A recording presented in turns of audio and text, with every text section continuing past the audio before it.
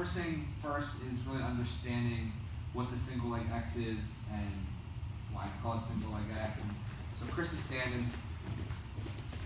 We've talked about X guard a little bit in the past. We've talked about single leg X a little bit in the past, but if Chris is standing and I'm playing X guard, because my legs are making an X around his, this is X guard, or a version of X guard. And when we start playing the single leg X, where we have one foot coming up to the hip, we call it single leg X because jiu-jitsu people are bad at naming things, and I have a single leg from my X in this position.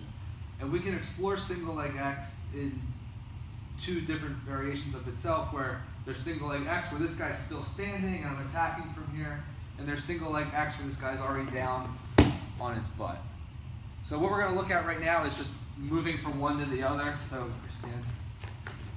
We're going to be in single leg, or we're going to be in X guard. We're going to switch to single leg X. I'm going to knock this guy over. The traditional X would be the knee that's pointing out towards the back is the top. The knee that's pointing out towards the front is the bottom. I like to play it the other way around because it gives me more mobility to go back and forth from my X guard to my single leg X. You may find it, you prefer it the other way. You definitely have more control in a more normal X guard, where the knee out the back is the top, knee out the front is the bottom. I don't like this as much, and for the purposes of this sort of exercise, I like to play a more inverted or an upside down X. Knee out the back is the bottom, knee out the front is the top. We're in X guard. My bottom leg is just going to swing out to his hip.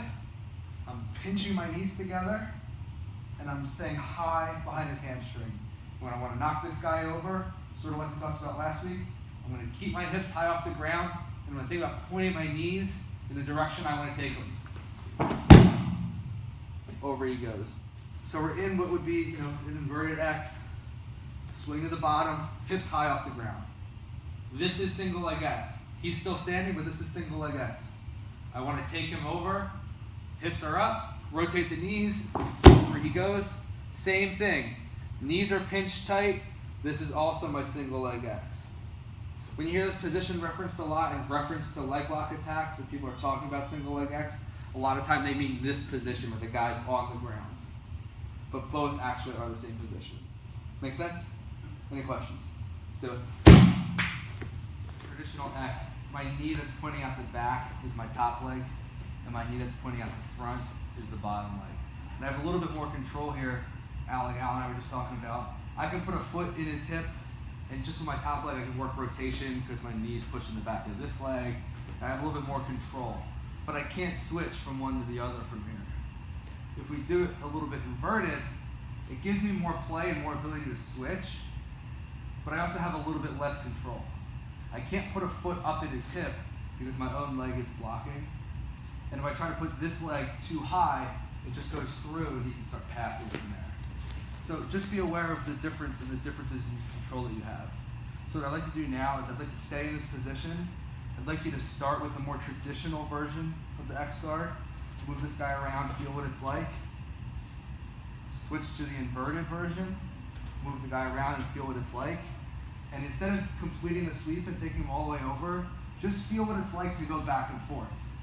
A lot of times when I'm in this single leg X, the first thing this guy wants to do is push this foot off. Well, I can go right back to my X guard from here, which is part of the reason I like to play it this way. Single leg X, pushes it off, I can go back and forth. So let's just do this. Feel this control, back and forth a few times. Switch the top leg around. Feel which way you like it a little bit more. Just get comfortable being underneath this guy in this position. Cool? Do it. We're talking in both groups about the positioning of my arm. And I have my overhook right now, and I'm playing, basically it would be like my inverted X. And there was questions about being here versus bringing up to the shoulder.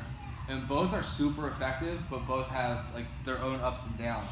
If I bring the foot up to the shoulder, I have more control and it's more easy to sweep and I can push this guy over and control. But if it's on the shoulder, when I do sweep and put him over, I have less ability to attack his foot or attack his heel from there. If it's in my armpit, if we're here and I switch I go to single leg X. If I sweep him over, I'm already in position where I can start attacking this foot in a number of different ways. So they both have ups and downs, and it's just really a matter of which one is more comfortable for you. So let's do both now. Let's be here. Let's switch to our single leg X and knock him over. Let's be here. Let's swim it to our shoulder. And then we can either sweep from here by extending this guy all the way out and splitting him and taking him forward or backwards. Or I can still do the same thing on the shoulder. I can swim to the single leg X, do the same thing. Hips are always high, bring my knees over. Now I'm controlling. He has less ability to base out. Make sense? Let's do it. What I have to remember in this position is that they all go together, right? There's a lot of different combinations. I can be in an inverted X, in an overhook, or an inverted X on the shoulder. I can switch to the single leg. I can come back to a traditional X over the shoulder or the overhook. From both positions, I can go to single leg X. I can be in single leg X and switch from the overhook to the shoulder. So all of these positions play really well together. Next week we'll look at some of the attacks and the finishes from here, and then we'll look at some of the escapes.